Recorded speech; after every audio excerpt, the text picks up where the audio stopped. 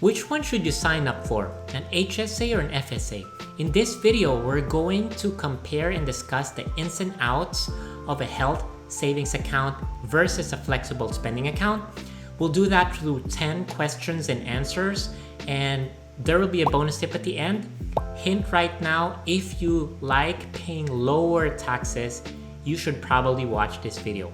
And if you'd like to skip ahead, you can click on the timestamp markers below. Question number 1. What is an HSA or FSA? HSA is short for Health Savings Account. FSA short for Flexible Spending Account. How does this work? You contribute money to an HSA or an FSA, so the money comes from you, and then you can use the funds in an HSA or an FSA to pay for either medical expenses or childcare costs. Now, you might be wondering, why in the world should I put money in those two accounts? Why can't I just pay for medical expenses or childcare costs directly? Which brings us to question number 2. Question number 2, what are the benefits of an HSA versus an FSA? 2 words, lower taxes. Both an HSA and FSA can lower a tax bill. So, for example, if you contribute $3,000 to your FSA account, your taxable income gets lowered by $3,000 in that year. It gets even interesting with an HSA. There's a thing called triple tax advantage with an HSA. So if you contribute $3,000 to a health savings account, your taxable income gets lowered by $3,000. So that's tax advantage number 1. Now, if you choose the right HSA provider, you can invest that $3,000 in either stocks or bonds, and it's gonna grow. Now, the dividends or capital gains that you make as you invest and grow your investments in that HSA, you're not paying taxes on those. So that's tax advantage number 2. Tax advantage number 3 within HSA, when you withdraw that HSA money in the future for medical expenses, you do not pay any taxes on the money that you made. So HSA are pretty awesome. I love HSAs. Not everyone though is eligible for an HSA. So question number 3, who is eligible for a health savings account? You'll need to have a high deductible health insurance plan to be eligible for a health savings account, but it actually does not stop there, and this is a very common mistake. The other thing that you need to have is your health insurance plan needs to specifically be HSA eligible, because some health insurance plan have cost sharing arrangements, which means it gives you discounts for some of the medical expenses, which makes it HSA ineligible. So it's really best to call your HSA provider. One quick trick that you can do is to look at your health insurance card, and if you see the acronym HSA in the name of the health insurance plan, then most likely it is HSA eligible, but it's still best to call your health insurance provider. Question number 4, who is eligible to contribute to an FSA account? Flexible spending accounts are only available through your employer. So if your company or nonprofit offers it as part of its benefits package, then rejoice. You are eligible to contribute to an FSA.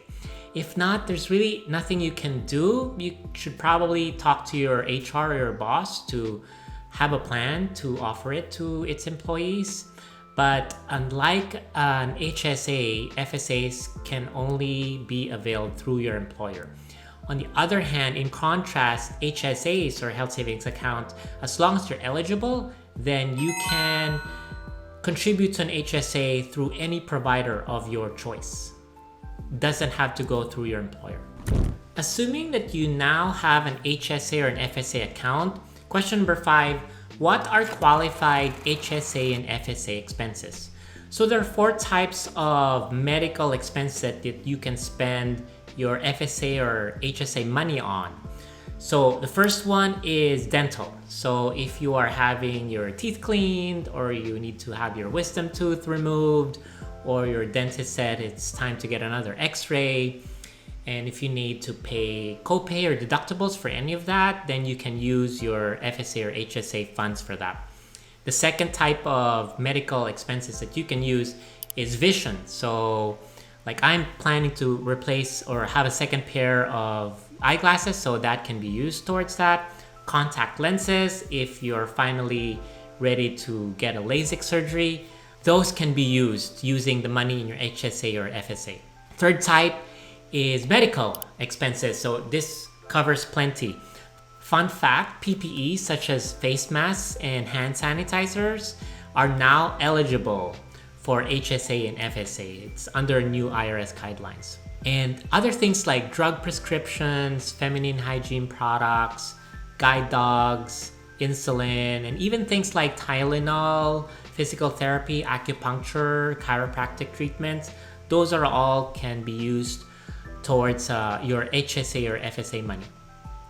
Crutches is another thing that can be used.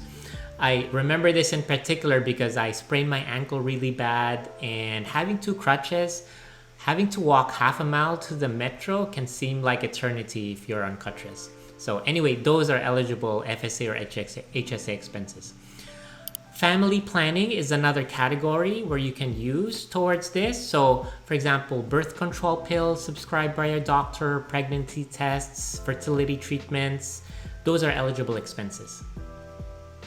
Here's a common question. Can you buy vitamins with your HSA money?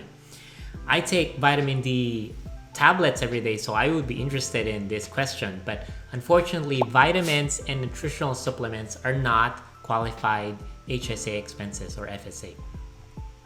You also cannot use your HSA or FSA money for general health expenses like dental floss, deodorants, lotion, shampoo, spa salts. So those are not eligible HSA or FSA expenses.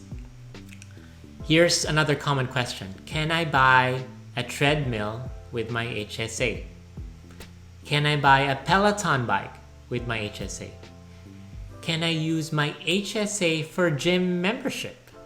So again, unfortunately, treadmills, gym memberships, or Peloton bikes are not eligible expenses. However, if you have a letter of medical necessity from your doctor that requires you to exercise, then you might be able to use your HSA or FSA funds using those. However, if you have a letter of medical necessity from your doctor that requires you to exercise, then you might be able to use your HSA or FSA funds for those. So make sure you call your provider to check. Here's another common question. Can I use my FSA at Massage Envy?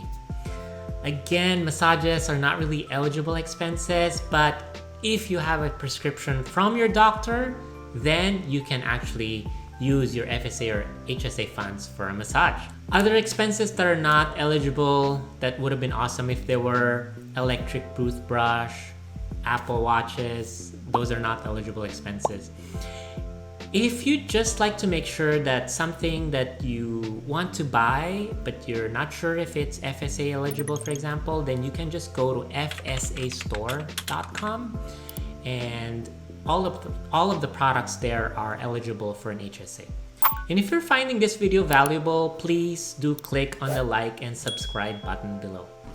Question number 6, are HSA and FSA eligible expenses the same? The answer is yes. For the most part, HSA and healthcare FSAs have the same eligible expenses. Your plan might have some subtle differences in terms of the reimbursable expenses, but for the most part, they are essentially the same. Now I mentioned the word healthcare FSAs. There's actually two types of FSAs. Question number 7, what are the two types of flexible spending accounts? There's the healthcare flexible spending account, and there is a dependent care flexible spending account. The healthcare FSA, you can use that for the medical expenses that we just talked about. For the dependent care FSA, you can use that for childcare costs like babysitting. One of my clients hired an au pair for 1 year, so they were able to use their dependent care FSAs for that. You can also use it towards pre-K expenses, before and after school programs, and some summer day camps. And you can have both an healthcare FSA and a dependent care FSA. Since I'm really convincing you to put more money towards your FSA and HSA, question number 8, how much should you put in towards your FSA and HSA? For healthcare FSAs, here's what I would do. I would just look at the list of eligible FSA expenses, jot the things down that I might need for the year. So for example, this year I might want to get a new pair of eyeglasses, replenish my stash of Tylenol, go to physical therapy for my twisted ankle, and maybe do some dental work, and add all of those expected costs. That's probably how much you would want to put towards your FSA. Just make sure you're not going above the limit. For dependent care FSAs, because childcare costs are really high, normally our clients, we just tell them to max out their dependent care FSAs. So you can just also compute how much you expect to pay for childcare costs and contribute that amount. Just make sure you're not over contributing, not contributing above the legal limit. For an HSA, for those of you who are eligible for a health savings account, I personally, when I was eligible for an HSA, I would just max it out each year and just invest that money towards stocks and bonds, or for my case, it's all stocks. And just actually, I don't even use it to pay for medical expenses because I treat it as a retirement vehicle because of that triple tax advantage that no other retirement vehicle has. So it's something to think about, and if you were our client, that's something that we would help you plan around. Question number 9, can I change my flexible spending account amount? So let's say it's in the middle of the year and you had an epiphany and you're like, oh, I want to get a massage every month, and your doctor is willing to give you a prescription, so it's going to be an eligible expense for an HSA. Unfortunately, you just cannot change the FSA amount that you contribute in the middle of the year. However, there are qualifying events that can give you the opportunity to change your FSA contribution amount. So that includes a change in marital status. So for example, if you get married, file for divorce, legal separation, death of a spouse, annulment, those are all qualifying events. And hopefully you won't try to get a divorce just so you can increase your FSA amount. Another set of qualifying events is the change in number of tax dependents. So for example, birth of a child, adoption, employment changes, for example, if you quit or start a new job, if you change from full-time to part-time, then those are also qualifying events where you can change your FSA amount. We're down to the last question. Question number 10, is it better to have an HSA or FSA? I personally prefer an HSA, health savings account, because of the triple tax advantage that we talked about. There's no other retirement vehicle that will give you that tax advantage. If you're not eligible for an HSA, you should also consider contributing to an FSA, because if you're going to spend those medical or dependent care costs anyway, then you might as well spend those while getting a lower tax bill. And let me know in the comment section if you eventually decide to contribute to an HSA or an FSA. I'm really curious to know. Here's our bonus question. Can you have both an HSA and an FSA? In general, you cannot contribute to an HSA and a healthcare FSA in the same year. You can contribute to a health savings account this year and then contribute to a healthcare flexible spending account next year, but you cannot contribute in the same year. However, you can contribute to an HSA and a dependent care FSA in the same year, so you can get the best of both worlds. If you're looking for a financial planner who can give you expert advice on how to maximize your HSA and FSA, feel free to schedule a free discovery call with us.